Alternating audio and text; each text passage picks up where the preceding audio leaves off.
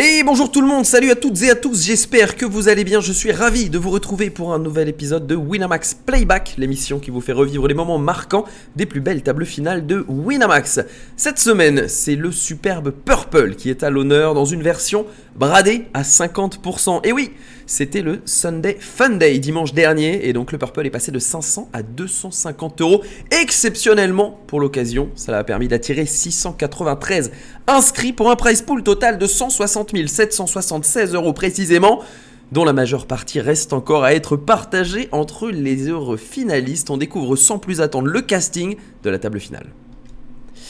Allez, une TF à 7 joueurs, donc on va d'abord, avant tout, regarder l'échelle des prix. 2129 euros assurés pour tout le monde, cela va grimper jusqu'à 12 002 euros pour le vainqueur et son runner-up. On est sur un tournoi knockout, cela signifie que quand vous éliminez un joueur, la moitié de sa prime vient dans votre bankroll Winamax, l'autre moitié s'ajoute à votre prime et le futur vainqueur du tournoi repart avec sa prime. Vous connaissez maintenant la formule, bien entendu. On est sur 30 000, 60 000 ante à 7 000 jetons. Le short stack se nomme Villarreal Forever, avec moins de 9 blindes. Il est en big blind actuellement.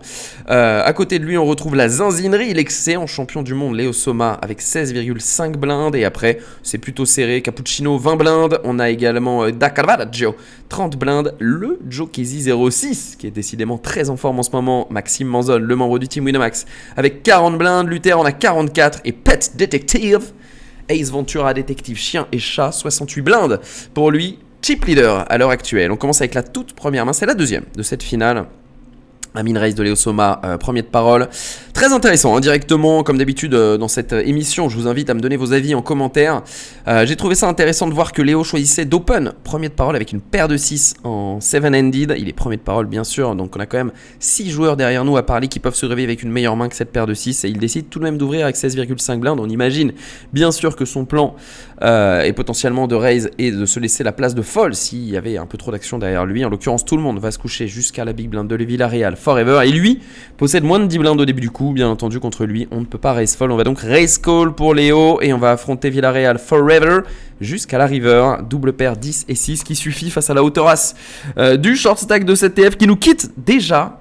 Petit papillon parti trop tôt, 2129 euros et 290 euros en bounty remporté par Villarreal Forever. De quoi se payer tout de même un abonnement au stade pour l'année prochaine. On continue à 6 joueurs avec donc l'assurance de remporter au moins 3031 euros. On continue avec cette main qui est min raise par Da Caravaggio, paire de 9, une très bonne main pour le faire, et il se fait 3 bêtes en position par le chip leader qui est très actif à cette table. Il choisit le sizing 4,5, donc x 2,25 pet détective. On met tout de même suffisamment la pression avec l'ICM sur le stack de Da Caravaggio. Vous voyez, il y a 3 joueurs à 15 blindes, on n'a pas forcément envie d'être éliminé avant eux, mais avec une paire de 9 ici, il ne va pas se poser de questions. Da Caravaggio, il va tout simplement faire tapis.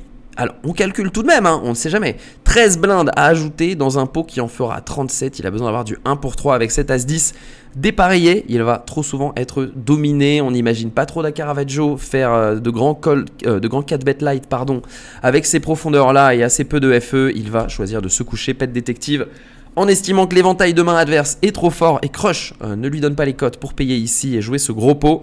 Ça fait bien sûr très plaisir, on imagine, à Da Caravaggio qui va donc remporter ce pot de 24 blindes sans aller au showdown, et ça lui permet, vous le voyez, de faire tout de même un petit break avec la zinzinerie et Cappuccino. Main suivante, on a Pet Detective qui commence cette action avec un As-Dame suité en min raise. On est hijack, UTG plus 1 en 6 max. Et Cappuccino derrière qui va pouvoir tranquillement envoyer ses 15 blindes au milieu. Il est short stack avec la zinzinerie dans ce coup. Pet détective As-Dame suité doit rajouter 13,2 blindes dans un pot qui en fera 32,5. Ici, en face de lui, il y a beaucoup de pocket pairs. Il y a des As dominés. On peut faire tapis ici avec As-10 suité, As-Valet suité, pourquoi pas. Il y a des Rois-Dames suités, pourquoi pas même des Dames-Valet suités. Bon, on est moins sûr que ces mains-là fassent tapis. Beaucoup de mains contre lesquelles on est en flip, quelques As qu'on domine. Bref, on va payer. On a les cotes, on estime en tout cas. En fait, il est dominé. Nous le savions. 34% de chance pour Pet Détective contre la paire de dames de Cappuccino qui pour l'instant est devant sur ce flop 10-7-3 Rainbow. Mais attention à cette turn As de pique qui vient crucifier Cappuccino qui tombe à 1 out et 2,27% de chance de l'emporter. La dame, magnifique river, la dame, mesdames, messieurs, êtes-vous prêts pour la dame? Pas du tout de dame à la river et une élimination en 6ème position pour Cappuccino. 3031 euros et 685 euros en bounty. Allez, on va dire que le Cappuccino en moyenne il doit être à 2 euros dans un café.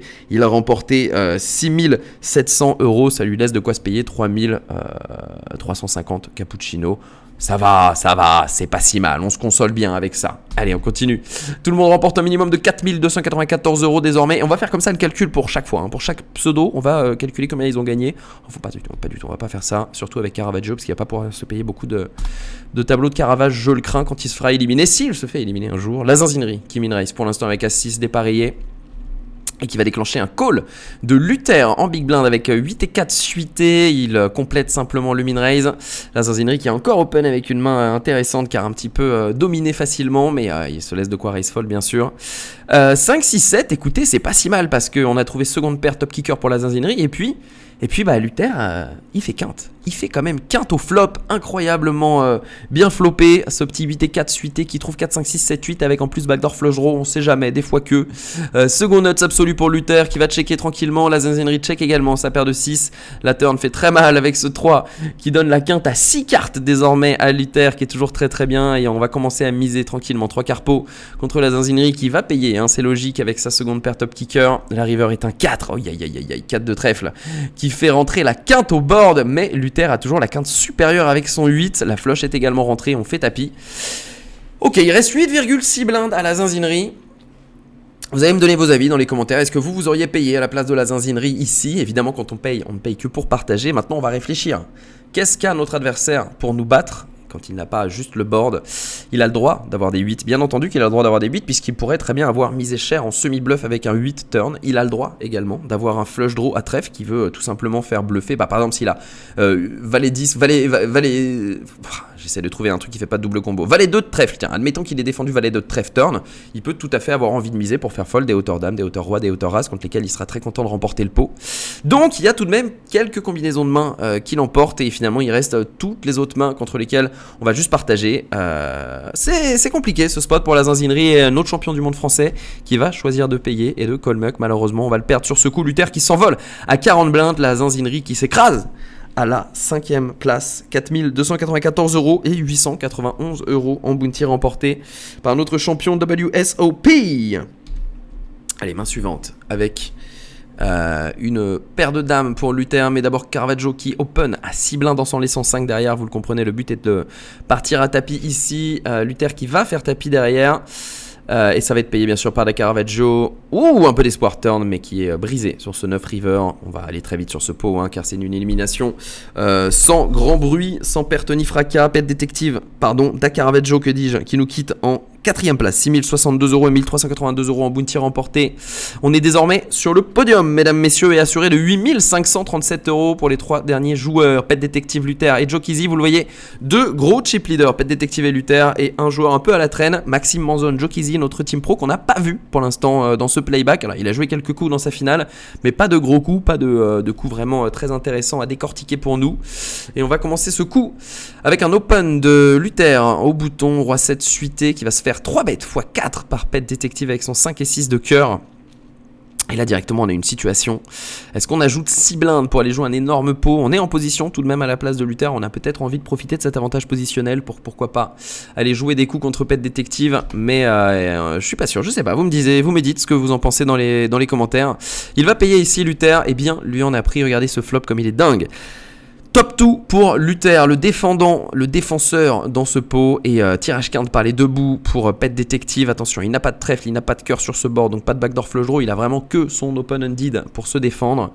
Et on va continuation bet tranquillement, un peu plus qu'un quart du pot à la place de Pet Detective. Luther qui paye évidemment, on est serein avec top 2. On va laisser notre adversaire bluffer un maximum, 25 blindes déjà au milieu. Pet Detective qui trouve un 10 turn qui ne change rien à cette aventure. Il va miser encore une fois 60% du pot, 55% du pot. Et Luther qui continue dans sa stratégie en payant juste avec ses deux paires ici.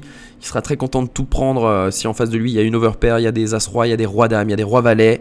Et puis il peut y avoir énormément de bluffs bien sûr, des combos, des draws, des choses comme ça qui vont tout simplement s'empaler sur ces deux paires. On laisse notre adversaire bluffer, la river est un 5, elle est sublime car elle laisse Luther loin devant et Pet Detective transforme ce 5 en bluff. Il ne compte pas aller au showdown avec.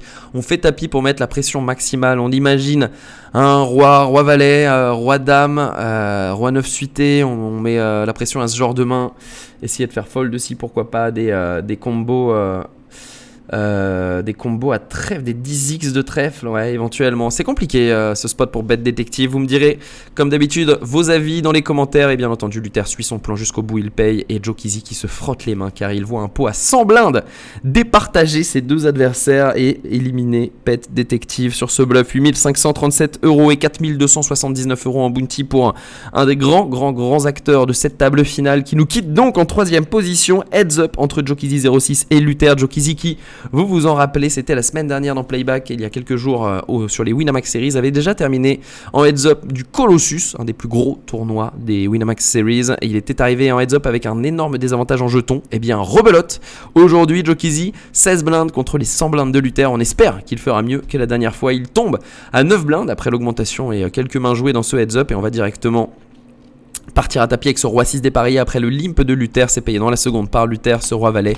qui va rester devant jusqu'au bout. J'ai pas besoin de vous faire trop de suspense car ce heads up n'avait vraiment stratégiquement pas grand intérêt à part de féliciter encore une fois pour sa 2ème place Joe Kizzy 06 qui remporte 12 000 € et 1874 en bounty et qui ne peut que s'incliner face à l'énorme Luther, le fan d'Idris Elba, peut-être, je sais pas si c'est en référence à la série, en tout cas Luther qui remporte 12 002 € et 14 881 € en bounty, mesdames, messieurs, 26 883 € au total remportés par l'ogre de cette table finale qui a parfaitement joué ses cartes et retourné la situation pour venir s'imposer alors qu'il partait dans le ventre mou du peloton. Le grand vainqueur de ce Purple Fun Day se nomme Luther. Merci à tous d'avoir suivi ce petit playback en ma compagnie comme chaque semaine. Je vous souhaite à tous beaucoup de bonheur sur les tables. J'espère que ce sera vous que je commenterai la prochaine fois. N'hésitez pas à me le dire d'ailleurs dans les commentaires. Hein. C'était moi qui jouais en TF, j'étais 6ème, j'étais 5ème, etc. J'ai fait une connerie, j'ai bien joué, j'avais des rides. C'est toujours très intéressant. Vous me donnez vos avis de toute façon sur les plays de nos différents protagonistes. Le but de cette petite émission, c'est de progresser tous ensemble et puis surtout de se rappeler qu'au poker, l'important, c'est les vibrations, c'est de passer des bons moments, c'est de s'amuser. On joue au poker pour passer du bon temps. Il y a plein d'autres choses sinon qu'il faut faire à la place du poker quand on ne s'amuse plus. Rappelez-vous ça, vraiment, gardez-le en tête, le poker c'est un loisir, le poker c'est du fun, c'est du bonheur. C'était Fun Day, on s'est bien amusé tous ensemble. Je vous souhaite une excellente semaine, je vous donne rendez-vous très vite sur les ondes de Winamax TV. Et en attendant, comme d'habitude, je vous souhaite un gros good luck, à très bientôt et bonne fin de journée. Ciao les gars.